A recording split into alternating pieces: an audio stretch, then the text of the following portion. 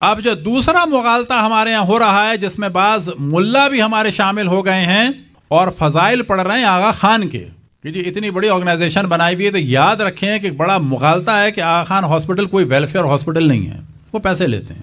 سوال کیا جائے کہ پاکستان میں جو کرسچن کے ہاسپٹل ہیں وہ واقعاً ویلفیئر ہیں، یہ ویلفیئر ہے جنہوں نے دھوکہ دے کے زمین لی ہے پاکستان میں۔ یہ جو فرانس سے نکلے ٹیکس کا پرابلم تھا، یہ جو ابھی پرتگال پہنچے پیچھے چال بازی ہے۔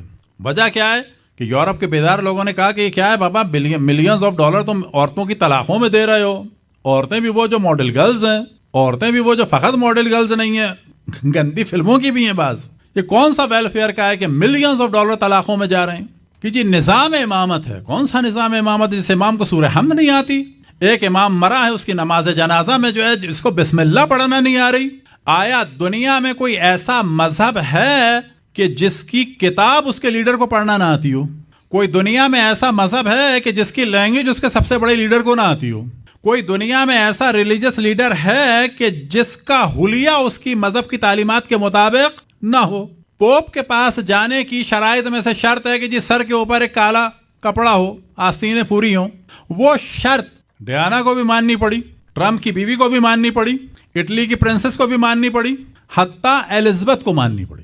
یہاں عالم یہ ہے کہ یہ امام ہیں اور بیویاں نیم برہنہ۔ اب یہ مغالطہ کرتے ہیں کہ جی حضرت اسماعیل کی والدہ بھی جو ہیں کنیز تھیں، یا ائمہ کی بعض کی امہات جو تھیں وہ پہلے مسیحی تھیں۔ پہلے مسیحی ہونا، یہودی ہونا الگ بات ہے، گندی فلموں کی ایکٹر ہونا الگ بات ہے، اور پھر اس کے بعد اسی دین پہ رہنا اور اوریانیت پہ رہنا الگ بات ہے۔ اب یہ کہ جی پوری دنیا میں احترام ہے، وہ احترام یوں ہے کہ ان لوگوں نے ایک معاہدہ کیا ہوا ہے کہ ہم ایسا دین دیں گے کہ آج سے 100-200 سال کے بعد اسلام کا چہرہ بدل جائے گا، ایسا دین دیں گے۔ اس کی شرائط میں شرط کیا ہے؟ سب کی شادیاں ان کے ماڈل بوائز اور ماڈل گرلز سے ہو رہی ہیں، کسی قسم کا کوئی دین نہیں ہے، کسی قسم کا کوئی حرام نہیں، کسی قسم کا کوئی حلال نہیں۔ سرینا ہوٹل کا شور ہے جبکہ اس میں سور بھی ہے، شراب بھی ہے۔ کوئی ایک حکم یہ بتا دیں کہ ان کے بڑے کی جانب سے آیا ہو کہ فلانا کام حرام ہے، کوئی ایک کام حرام ہو۔ کیا دین پیسہ کمانے کے لیے آیا ہے؟ اگر دین پیسہ کمانے کے لیے آیا ہے اور پیسے کی اتنی اہمیت ہے تو پھر سب سے بڑا یہ دینی لیڈر جو ہے کون ہونا چاہیے؟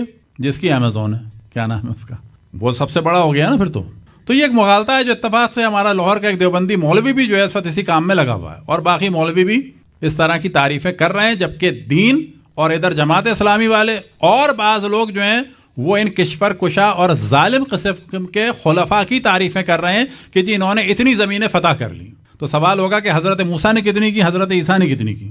اور اگر معیار یہ کشور کشائی ہے تو رسول اللہ صلی اللہ علیہ وسلم نے زیادہ کی یا ان کے بعد والوں نے زیادہ کی؟ اگر فضائل یہ ہیں تو پتہ چلے گا کہ رسول اللہ سے بھی وہ افضل ہو گئے۔ صلوات پڑھیں بر محمد والے محمد۔